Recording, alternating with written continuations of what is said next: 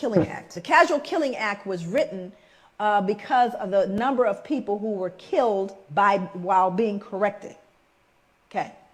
And if any slave resists his master, owner, or other person by his or her order, correcting such slave and shall happen to be killed in such correction, it shall not be counted felony, but the master, owner, and every other person so giving correction shall be acquitted of all punishment and accusation for the same, as if such accident had never happened. So that means that if you happen to be correcting someone and you beat them to death, you know how hard it is to beat someone to death? I mean, I thought about that. I said it happened so frequently that they created a law so that you wouldn't feel any what? No guilt, because you were simply correcting them. It wasn't your fault. So I went back to look at who was beating folks to death. I wanted to know. And it was white women. White women were beating black children to death. That's who was being beat. Killed. But it wasn't her fault. She was just correcting them. You see, what we do is we rob ourselves of our own humanity when we refuse to look at this stuff. We rob ourselves of our humanity. And that's what people didn't know happened. Going forward, one more. Then you had the mental health folks. This is how we got in. We got in to try to fix it. In the early years of the 19th century, a physician named Samuel A. Cartwright argued that two particular forms of mental illness caused by nerve disorders were prevalent among slaves. One was drapetomania, which was diagnosable by a single symptom: the uncontrollable urge to escape from slavery. So now what we've done is we've now pathologized your desire to be free. Must be something wrong with them. Keep trying to free themselves.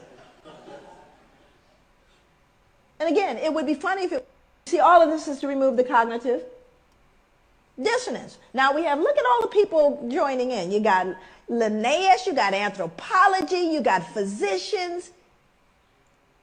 All of them saying they deserve it. It's not us. We don't need to adjust anything. And if they just tried harder, how about you people just pull yourselves up from your bootstraps? What's the matter with you? The playing field has been leveled. Well, we're going to see if, in fact, it's been leveled. Or is that conjecture? This is Lamentations chapter 4, verse 21, and it reads, it says, "Rejoice and be glad, O daughter of Edom, that dwellest in the land of Uz. The cup also shall pass through unto thee. Thou shalt make thee drunken, and shalt make thyself naked." Verse 22, "The punishment of thy iniquity is accomplished, O daughter of Zion. He will no more carry thee away into captivity. He will visit thine iniquity, O daughter of Edom. He will discover thy sins." All right. Shalom. Before I get started with this lesson, I want to give all the praise, honor, and glory to Yahweh Bahasham, Yahweh Shai Bahasham Rakakwadash. Double honors to the apostles and elders of Great Millstone who taught me this truth, and double salutations to all you Akim out there laboring, the house of David, the elect, that's pushing this word with all truth, righteousness, and sincerity. Shalom to you brothers, and shalom to the elect. I'm back with another quick lesson through the Holy Spirit, the Rakakwadash. All right, and what was being discussed here in the beginning of this video was the Casual Killing Act of 1669, all right, which is still in effect today, all right. It says here, and we're going to come back to this article, but in the headline it says, "A look at the Casual Killing Act of 1669 that made it legal to kill a slave at will," all right, and these are all the unjust decrees, you know, that Esau has set up against you Israelites, you so-called Negro, Latino, Native Americans, and Hispanics, which is still in effect to this very day.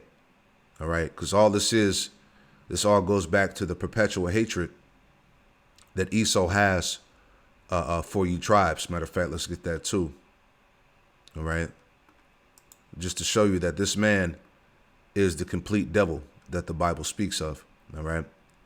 And this hatred is deep. Ezekiel 35 verse 5, it says, "Because thou hast had a perpetual hatred." All right. This hatred that Esau has for Jacob, for Israel, goes back to the womb. All right. The time of Genesis, you know, when Jacob took the birthright, Esau said in his heart that he would slay his brother Jacob, and that has continued to this very day. All right. It says, because thou hast had a perpetual hatred and hast shed the blood of the children of Israel by the force of the sword in the time of their calamity, in the time that their calamity, Salaki, in the time that their iniquity had an end. Verse 6, therefore, as I live, saith the Lord power, Yahweh Shemel Shai, I will prepare thee unto blood, and blood shall pursue thee.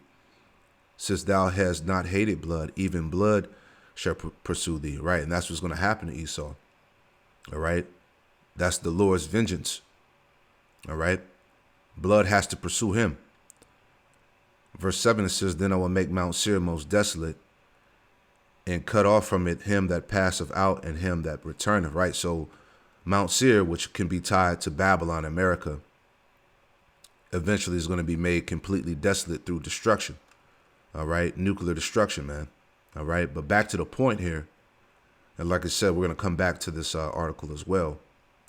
All right? But some more information on the Casual Killing Act of 1669. Okay? This is from calendar.eji.org. It says, Colonial Virginia authorizes enslavers to kill enslaved people who resisted. All right? So there was laws that were put in effect to kill any slave, all right, which was you Jakes, that resisted the will of the slave master. All right? Sounds familiar, right? So it says, read on a little bit. It says, on October 20th, 1669, the Virginia Colonial Assembly enacted a law that removed criminal penalties for enslavers who killed enslaved people resisting authority. All right? A common thing that we see to this very day, dealing with these cops. All right? And the excuse is they resisted. That's why they beat the shit out of Jake, and they tell him what? Stop resisting. All right, here it is. Jake is in handcuffs and in a damn coma. Don't even know what the hell is going on. They beating the shit out of him, telling him to stop resisting. Right? So it says, a law that removed criminal penalties for enslavers who killed enslaved people resisting authority.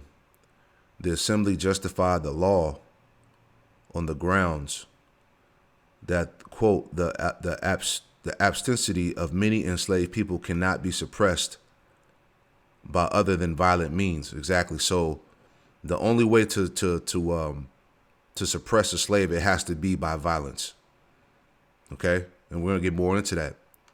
It says the law provided that an enslaver's killing of an enslaved person could not constitute murder because the, quote, premeditated malice element of murder could not be formed against one owns property. Right? Because, you know, you weren't considered a, Jake wasn't considered a person. All right? You were considered property. So if the slave master, murdered you, right, it wouldn't count as murder because you were part of his property. You were an object. You see, you weren't officially a person, right? It says in subsequent years, Virginia continued to reduce legal protections for enslaved people. In 1723, the assembly removed all penalties for the killing of enslaved people during, quote, correction, meaning that an enslaved person could be killed for an offense as minor as picking bad tobacco. The willful or malicious killing of an enslaved person could constitute murder in theory, but the law excused the killing of an enslaved person if the killing was in any way provoked, right? And this is the same shit on how cops get away with murder. Cold-blooded murder on camera. In effect, enslavers could kill enslaved people with impunity in the colonial era, Virginia, and the situation was similar in most colonial territories. And this is what we're going to get into. We're going to come back to this, right? But this is what Trump is fighting for, all right? You niggas out there crying for Trump and, caught up in this whole voting scam, all of this bullshit. All right, we're going to come back to this article, but it says Trump promises to give police immunity from prosecution. All right, does this sound familiar? Right? It says, following the American Revolution, many states created penalties for killing enslaved people, but the loophole, right? But the loophole permitting the killing of an enslaved person during quote unquote correction or to prevent resistance remained. And as a result, throughout the course of slavery in this country's history, enslavers were rarely punished for killing enslaved people, all right? And it hasn't changed, all right? Let's grab a scripture real quick, okay? This is Zechariah 11:5, and it reads, it says, who possessors slay them? Who are the possessors? The Edomites, all right? Who do they possess? You Israelites, you Jakes, you so-called Negro, Latino, Native Americans, and Hispanics. All right, you're still in captivity. You're still in slavery. Whose possessors slay them. All right, you Jakes are the ones that are being slayed. Who possessors slay them and hold themselves not guilty. Right, going back to what? The Casual Killing Act. All right, they were able to slay you tribes. All right, and not be held guilty. Okay, he's created laws. All right, that exempt him from judgment. You see? Whose possessors slay them, Zechariah 11:5, who possessors slay them and hold themselves not guilty. And they shall sell them, and they that sell them say, blessed be the Lord, Yahweh Shem Yahushai, for I am rich. Right, because you were the ones that Esau was selling in slavery, and this is how they got rich. All right? It says, and their own shepherds pity them not. Right, because these figureheads that they put in front of Jake, you know, the Martin Luther Kings, the Al Sharptons, Malcolm X, you know, these figureheads, you know, they're sellouts. They're in Esau's back pocket. All right. They don't truly pity our people. They were set up to keep you pacified, to keep you, you know, trusting in Edomite supremacy, basically. All right. So any of these niggas that they put in front of you on the TV are not for you. Right. Your own shepherds pity you not. Right. So back to the point. Let's read some more in this article here and this next one.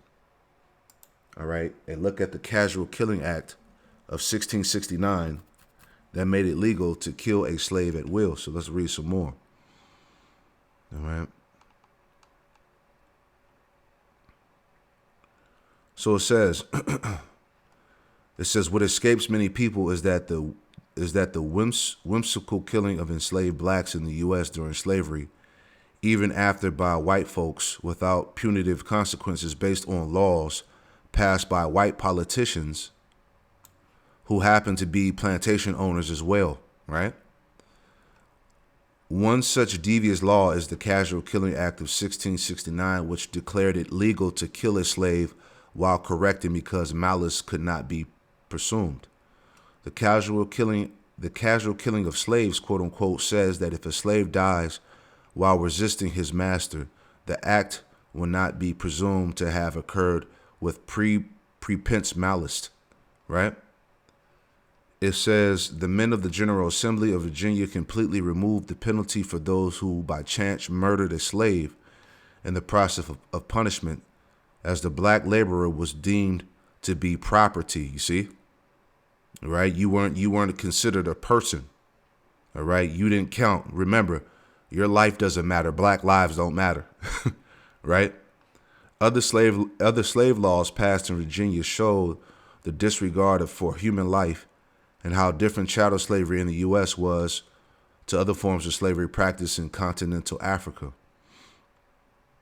By 1672, it became legal to wound or kill an enslaved person who resists arrest. Legislators also deemed that the owner of any slave, as he resisted arrest, would receive financial compensation for the loss of an enslaved laborer. Legislators also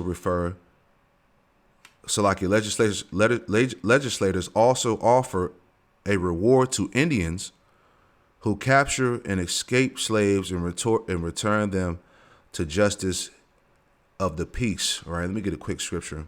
All right, you know, this is how he creates those unjust decrees. All right, Isaiah 10. Isaiah 10 and 1, and it reads, it says, woe unto them that decree unrighteous decrees, that write grievousness which they have prescribed, which goes back to this casual killing act of 1669. This is an unrighteous decree against you Israelites. All right. Laws that exempt him from punishment. All right. To turn aside the needy from judgment, and to take away the right from the poor of my people. Right. The poor of my people, you Israelites, that widows may be their prey, and that they may rob the fatherless. And this is what Esau did, man, by the way of these wicked laws and decrees, as we're reading, right? So it says, reading on here,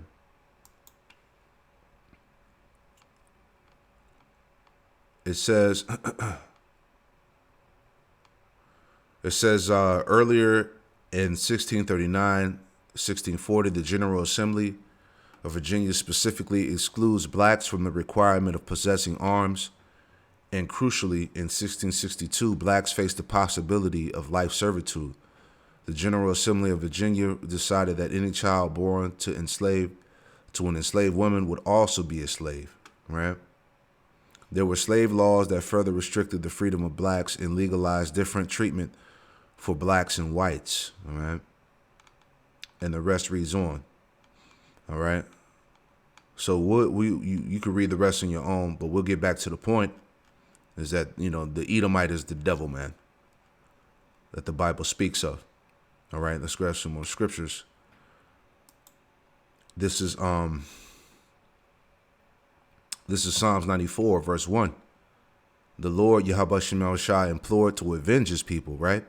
Psalms 94, verse 1, and it reads, it says, O Lord, power, Yahweh Shemel Shai, to whom vengeance belongeth, O power, to whom vengeance belongeth, show thyself. Lift up thyself, thou judge of the earth, render a reward to the proud, all right? And the Lord is going to do that. The proud representing you Edomites, all right? The wicked. Lord, Yahweh Shemel Shai, how long shall the wicked triumph, right? How long shall they remain in power? How long shall they be on top? How long shall they utter and speak hard things, and all the workers of iniquity boast themselves? And this is what we were reading in this article, right? The Casual Killing Act of 1669, all right? The different laws to, exalt, the Edomites and, reduce, the so-called blacks, you Jakes, to keep you at the bottom, to keep you as slaves, the penalties for resisting the slave master, the laws that they put in place to legally kill you. It says, they break in pieces, Psalms 94 and 5, they break in pieces thy people, O Lord, Yahweh Shemel Shai, and afflict thy heritage. And this is all part of the history.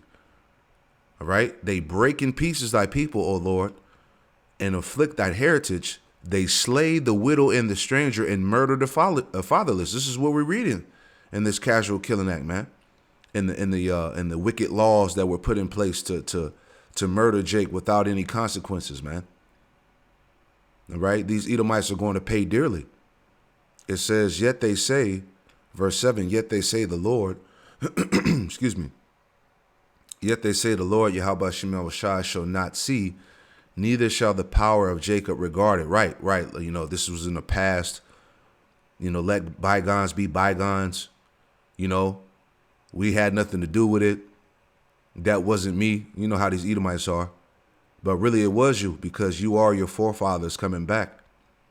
That's why the scriptures say in Isaiah 14 that, matter of fact, let me get that. All right, Isaiah 14. All right, you Edomites still going to pay. All right, this is Isaiah 14.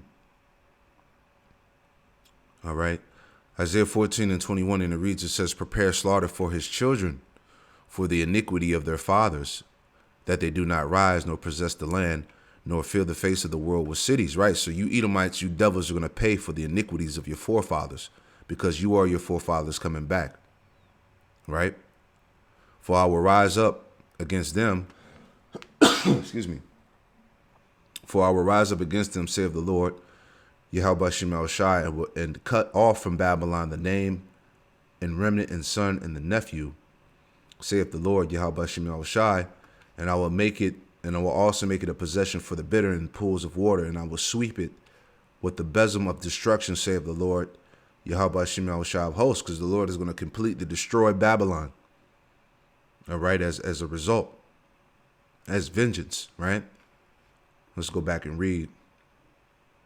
All right, where were we at? Back in Psalms 94. All right. Same chapter. Okay. Jumping down. Psalms 94 in verse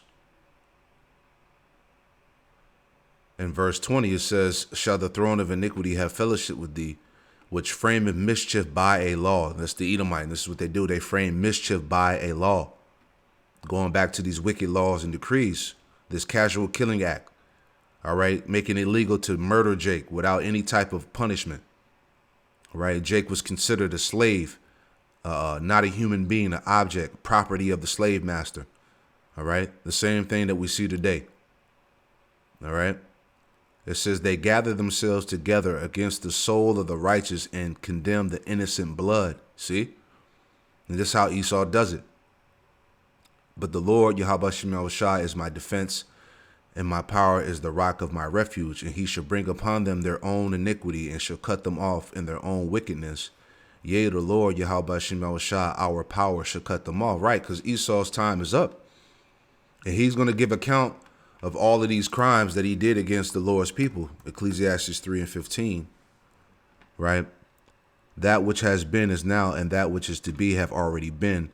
And Yahweh Shem Yahushua requireth that which is past. You see that? So the Lord, he requires which is past. All right. Everything that we could read here in this article, man. Okay. These devils are going to pay severely, man. You see that? But jumping into this article, I want to bring this out, just, showing you the parallels of what happened then and what still continue to happen now. Okay, this is from this came out back in looks like March or April, back in 2024, 5/3/2024. So it says, the headline reads, it says, Trump promises to give police immunity from prosecution. It says the pledge, while mostly legally illiterate, offers a reminder of the former president's outlook on government accountability. All right, so he's looking to make sure that these police have immunity, meaning they can't get charged for anything that they do. Same shit that was going on back then. You see? It says, just reading a little bit here. It says, former President Donald Trump this week made his way to Wisconsin, a battleground state crucial to both his 2016 win and 2020 loss. The stakes, in other words, are high. So he made a few big promises to match. One such promise, we're going to give our people their power back, right? I'm sorry. It says one such promise, quote, we're going to give our police their power back, right? He told rallygoers in Waukesha, it says, and we are going to give them immunity from prosecution. This is what he said. Between police and prosecutors, law enforcement officers are arguably already the most powerful people in government. So it's unclear what Trump means by giving them, quote, their power back. His second promise, though, immunity from prosecution, is more concrete and a reminder of the former president's views on government accountability, right? So this is all we need to read. Okay? He plans on giving police their power back, quote unquote. All right? So if he gets in office, man, these police are going to be on a fucking rampage. They're going to be killing the shit out of Jake, man. You thought it was bad now? It's about to get entirely worse. All right? This is what they mean by make America great again. So we're getting ready to see a whole nother side of these devils, man. You're getting ready to see the true devil as he is, right? James 5 and 6, you have condemned and killed the just, and he doeth not resist you, right? And this is what Esau has done. Because Jake doesn't have a standing army, right? Jake doesn't come against Esau, and this is why he has to pay. You know, this is Psalms This is Psalm 73. All right. Psalm 73 in verse 3, it says, "For I was envious at the foolish when I saw the prosperity of the wicked. For there are no bands in their death, but their strength is firm, because Esau is in power." All right. "They are not in trouble as other men, neither are they plagued like other men." Going back to, once again, the immunity. Okay. The system, these devils have immunity. They're free. They're free of charge. They're free of punishment, accountability. Why? Because he's in the power seat. Okay. He's in his heaven. Right. And Jake is in his hell. Verse 6. "Therefore pride compasseth them about as a chain. Violence covereth them as a garment." This is who he is. All right. His identity is violence, death, and destruction. All right. It says, "Their eyes stand out with fatness. They have more than a heart could wish. They are corrupt and speak wickedly concerning oppression. They speak lawfully, which is proudly." Right? They speak lawfully concerning oppression. All right. You're not a person. You're not a human being, Jake. Your life doesn't matter. Black lives don't matter. Okay. All lives matter. You see, this is the spirit of the Esau, the perpetual hatred, as we talked about. The casual killing act, the laws that are still in effect to this very day. All right. Because while Jake is fucking cooning and crying for Trump, this is what he wants to bring back into effect. Police having complete immunity from prosecution.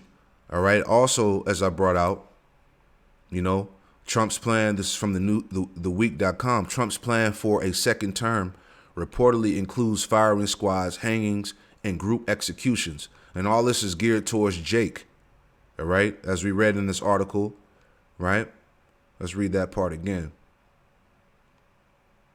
It says,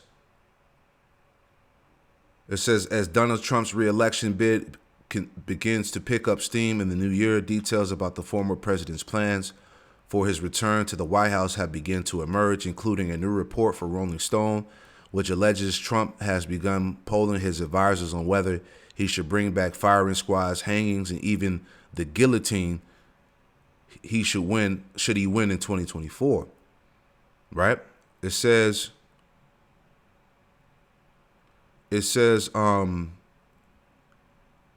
according to two sources, the former president has even begun exploring the possibility of group executions, with a third person claiming Trump has expressed interest in a government ad campaign to highlight the administration's lethality, and per Rolling Stone source, quote, "help put the fear of God into violent criminals." All right. And who are considered the violent criminals in this society. A Trump campaign spokesperson denied the former president had plans for an execution ad campaign in the statement to Rolling Stone. It says Trump's fascination with the death penalty has been long on public display, stretching back to his call to execute the Central Park Five. 5 young black and Latino men accused of rape and assault in the late 1980s. All were later exonerated, right? Because that was a whole setup, right? They never raped that woman, right? But Trump was ready to execute those so-called black and Latino men. All right. So you Jakes know what time it is. It says, as Rolling Stone has previously reported, Trump has ended his first term by executing more than 4 times as many convicted persons in his final 6 months in office as the federal government had killed in the total over the prior half a century. All right. So you already know, man. All right. All eyes on Jake. Okay. But this is the wicked, and he's ready to roll, pursuing the Revelation 12 and 12, man. All right. So that spirit has always been there, and it hasn't changed. Is the point of me doing this quick lesson. All right. Let's get real quick. Let's get Psalm 17 and verse 13. It reads, it says,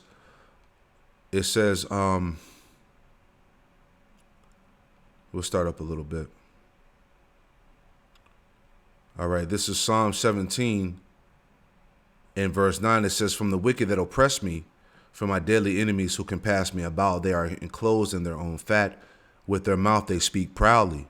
They have compassed us in our steps. They have set their eyes bowing down to the earth, like as a lion that is greedy of his prey, as it were a young lion lurking in secret places. Arise, O Lord, Yahweh Shem Yahushai, disappoint him, cast him down, deliver my soul from the wicked, which is thy sword. All right, the wicked, the Edomite, who's the sword, the left hand of Yahweh Shem Yahushai. You see, he has his eyes on Jake, man, to get rid of Jake. You see, the sword of the Most High, and the Lord ultimately pursuing the Isaiah, right? Just thinking out loud, Isaiah 10:5, O Assyrian, because Esau is the modern day Assyrian. O Assyrian, the rod of my anger, and the staff in their hand is my indignation, the Lord's indignation, right? I will send him against a hypocritical nation, and against the people of my wrath will I give him a charge to take the spoil and to take the prey and to tread them like the mire in the streets, right? So this is what Yahweh Shem Yahushua has done. He's given Esau that charge, and he's going to allow Esau to start slaying, okay, these 2/3 so-called Negro, Latino, Native Americans, and Hispanics, you know. But this is who he is the point, man. All right, the parallels from now and from then, man. You know, so let's finish this out. You know, just wanted to put that out there, man. This man is the devil, right?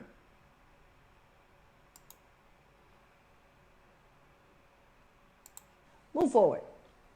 Now, I want you to look at this photo very closely, and I want you to see who's in it.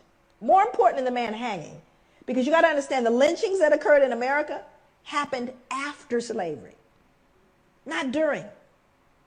Thousands of lynchings happened after slavery, because this is a reaction to fear of what we would do once freed. But we didn't create a vigilante group to take out white people, but they did create a vigilante group to take us out now that we're free. See, that happened after slavery. They were called the what?